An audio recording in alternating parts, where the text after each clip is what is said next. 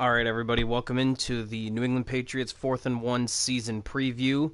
Gonna quick just go through the roster, expectations, schedule, and getting ready for my game tomorrow versus the defending Super Bowl champs opening night. So it'll be a big game. Where do we want to start? Let's just kind of go a roster overlook. So we'll start at quarterback. Nothing changed from a year ago. Will Redding's even better. The reigning MVP in his first year starting, and then Brock Osweiler returning as the backup quarterback. Will Redding had a great year. Went from 13 passes, obviously sitting behind TB12, to nearly throwing 5,000 yards, NFL leading 50 touchdowns. Yeah, nothing is really different. He had more sacks, though, than Tom. He got sacked more than Tom Brady, so that's something to be concerned a little bit about.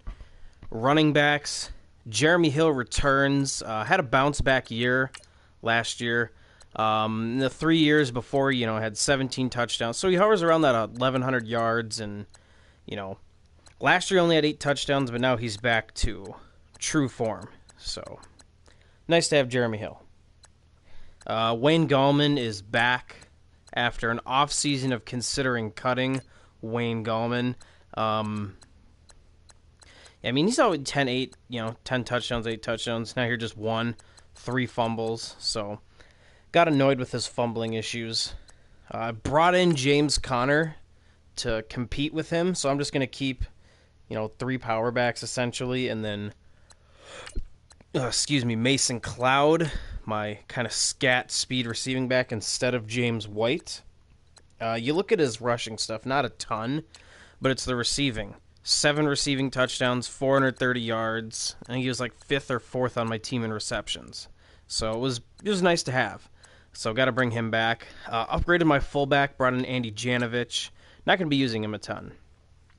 Cooks is still elite. Dorsett is still a really good slot receiver. We'll get him in the slot instead of out wide. To replace Dorsett at the 2 spot, because Dorsett's going to the slot, drafted Houston Masafilo, I think. Masifilo. Whatever. Houston is going to be playing outside. Drafted him in the first round. Very good stuff. Everything's in the 80s, except awareness right now. He's got a little bit of, 82 juke moves, 78 elusiveness. He's a bigger dude, 65 trucking. So he'll be able to run through some guys. He's got the fight for yards, cover balls. So he'll be a solid option for me. He'll probably get about 700, 800 yards, 7 touchdowns, 45 receptions. He'll have a good year. Picked up Braxton Miller. He'll be my extra slot this year. And then got my backup perimeter receiver. And then, he was a guy who he's got an 88 catching. He's fast. Where is it? I don't think he did a ton. Yeah, 1 catch for 8 yards. But I like what he can bring. Tight ends, Gronk still returns, who had a little bit of a down year for his standards. Well, actually, not really. No, he didn't really have a down year. Never mind. I thought he did. Anyways, I traded away my backup superstar dev tight end just last night because I'm going to be running a spread look. So, might not even keep Chandler Schilling for long. Right now, I just had him on here so I could have some tight end depth. Because I do run a few double tight ends. So, yeah, never mind. I'll keep 3 tight ends. Tony Garcia, elite. He's asking for a lot of money, but we'll bring him in and bring him back. Brought in Clint Bowling as a backup and signed another backup. Joe Thuney's still good. Another draft pick of mine, a second-round draft pick, Antoine Hood, will be a star. He'll be really good by the end of the year. Eric Bender's another free agency backup guy that I picked up. Shaq Mason, still an elite guard. And then brought in Brian Beluga. I needed another pass-protecting tackle in case one of them goes down. Defensive ends, Rivers and Trey Flowers are still my bookends. Brought in Clay Matthews and Rashawn Brown for some rushing depth in case I do want to go for DNs on a pass rush situation. D tackles, nothing. I mean, I drafted him in the second round. A little weak, but he's going to be a good interior rusher. I mean, he's not going to play a ton. He's just a guy that'll have on depth for a few years, especially with Rashad Brown leaving. Brown then, Quinn Hodge is probably just going to stay there because he's got that quick dev. I got 2 quick dev D tackles, both drafted last year, so they'll be fun to have and have to see them, both play. Hodge got a little bit of playing time last year, and Peters both did. They were both second strings, and I ran a 3-4, so Peters didn't play a ton. What did he have? I think he had probably like 15, 16 tackles. Yeah, 18 tackles, 1.5 sacks. And then Hodge, he played a little more, so he probably had about 25 tackles, I'd say. Yeah, 27 tackles, 7 for a loss, 1.5 sacks. So, they're going to both, especially running a 4-3, they're going to both be out there. They're going to be hopefully eating up that middle for me. Outside linebackers, Carter Coughlin, after progressing him, he was, I believe, a second-round pick the first year of this cycle. I just want to check his awards. Yeah, so he was round 2, pick 30, very first offseason. He got 6 tackles, then he got 1 tackle. He is slowly but surely, where is it? It's in general, isn't it? Let's see, yeah. So 101 downs, 212 downs. So he's seeing himself in that lineup now. He's fast. He can cover. He's agile. He can tackle. He's not a good rusher, which is, not bad. I'm not going to be using him to blitz a ton. He's not that good of a cover backer, so he's going to probably be more of a strong side backer for me. Just have him do a lot of blitzing. If he's covering, it's just going to be right in the flats. Nothing in space for him.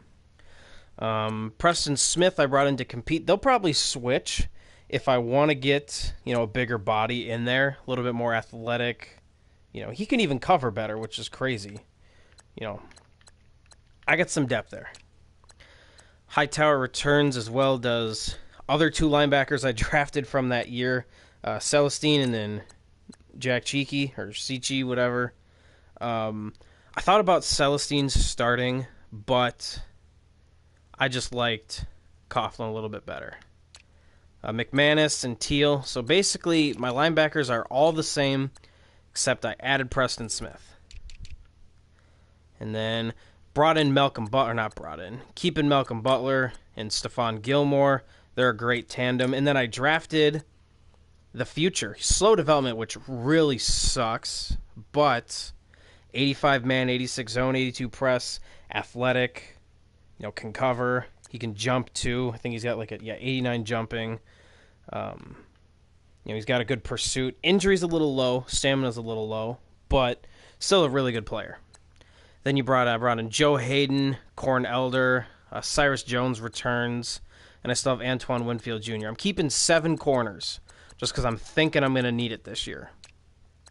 Also, I'm not keeping an extra safety. Parker Orms continues his development. He is going to be replacing Devin McCourty, who I lost. Sean Davis, a quick dev safety, could end up passing either of these guys on the depth chart. We will see.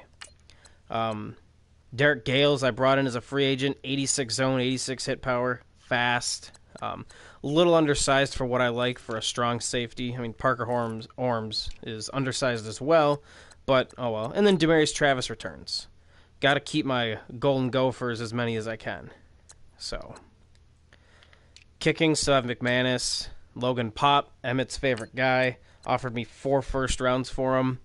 Declined it because that's a dumb trade. I need at least 7.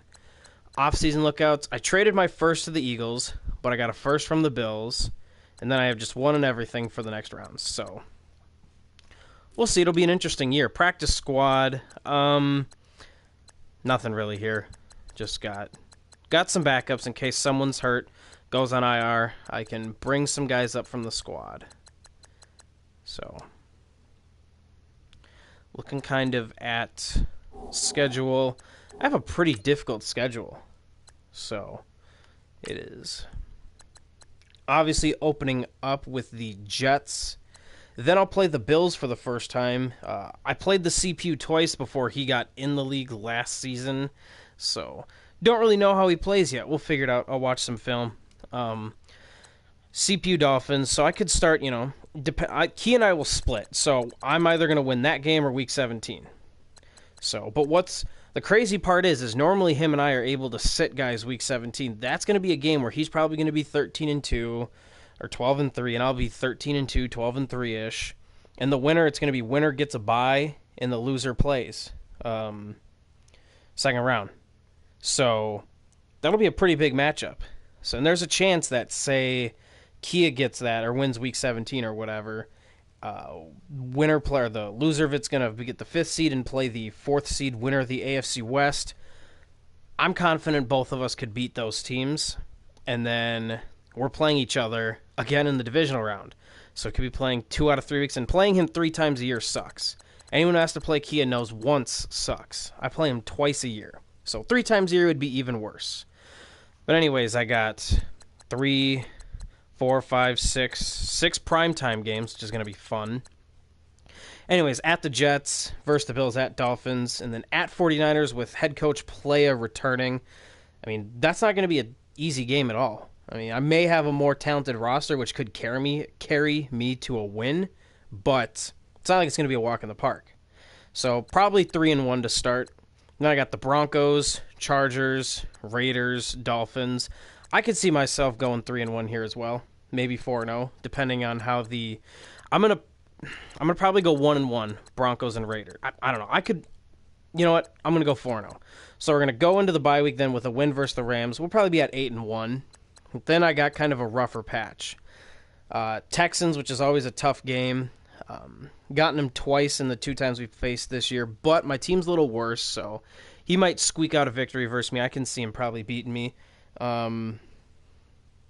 So there's a loss there, so we're at 2 on the year. Browns should be a win. Chiefs should be a win. Cardinals, Seahawks, I'll split them, so there's a loss there between one of those 2 teams. Should win versus the Bills, and so I'm going to be coming into the final week of the season 12-3, as I'm sure the Jets will probably be 12-3. And so then it comes down to who wins this game. So looking at 13-3 or 12-4 for myself, I think. Kind of getting into the depth chart of things, I'm going to be running a spread-esque offense. I am going to have some ace stuff. Like I have single back ace slot. I have shotgun, ace, offset, ace slot offset out of the gun. Maybe one other 2 tight end formation, I believe. Basically, there's going to be some power, because in this game, you need to have some sort of a 12 personnel, 12 package to get the advantage of running. But other than that, you can mostly be going 11 personnel, so... Will Redding, no question at quarterback. John Connor is going to beat out Wayne Gallman. Only reason I have Cloud at 3 is in case I need a change of pace kind of guy. They're all going to be receiving carry. These guys are. They're going to be splitting backups. Connor will probably get 2 a game. Cloud will get 1. Gallman will get 1. Hill will probably get 15, 16. Janovich, whatever. Cooks will be my number 1. Masafilo will take over that outside role. Dorsett will go into the slot, as will Miller. Those will be my 2 quick slot guys. Tyrone, blah, blah, blah, blah, blah, will be a backup, as will Cody Core. Hopefully they don't see much time, but I am confident if they see time, they'll be okay. Gronk is here, and then when I go second tight end, I'm going to have to decide who I want to play between BJ Penn and Chandler Schilling. I think I'll just probably... Wow, that's going to be tough. Schilling's a little bit more... They're about the same speed. Penn can catch a little bit more and block a little bit better. So, yeah, it'll probably be BJ Penn. Yeah, sounds about right. Tony Garcia, my whole O-line's there. I got my backup set. Basically, my weak point will be my center. Hopefully these guys can stay healthy. D-line, pretty standard. Just got all my guys here. They'll be rotating a little bit. I'm not going to rotate them a ton. D-tackles where I'll rotate. I'll rotate all 3 of these guys in. Because Brown is, although it says 79 overall, for some reason, if I move him down one spot, yeah, now his overall goes back up. I don't know why in the hell they do that. But anyways, I have 3 guys over an 82 overall. I got to utilize them all. Carter Coughlin and Preston Smith will be rotating. Hightower will stay there. McManus will stay there. Elder and Hayden will rotate of who's going to be my dime corner. Probably going to go with Elder just because he's a little bit older. Or not, excuse me, a little bit younger, a little bit faster, and he can actually cover better. If I need to play a press type of coverage, then I'll probably throw in Joe Hayden because he still has that 88 press. But in terms of just sitting back in zone off coverage, Cornelder will be the guy. I'm just going to have a 3 safety rotation with Gales, Orms, and Davis, and the 2 best will just keep playing regardless of where they go.